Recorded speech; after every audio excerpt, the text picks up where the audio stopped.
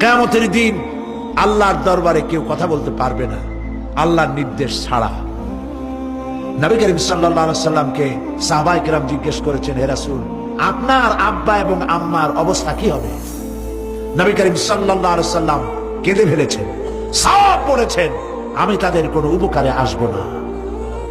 পৃথিবীর সব মানুষ, সাহাবায়ে কেরাম বাদ দেন, পৃথিবীর সমস্ত মানুষ একত্রিত হয়ে আবু তালেব রাসূলুল্লাহকে যে ভালোবেসেছেন, ওর 1000 ভাগের 1 ভাগও সারা দুনিয়ার মানুষ রাসূলুল্লাহকে ভালোবাসতে পারবে?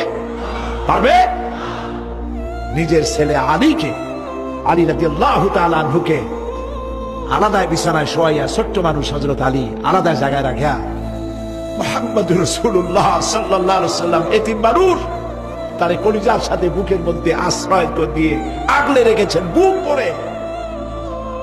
সেই আবু তালেব মৃত্যুর সময় নবী করিম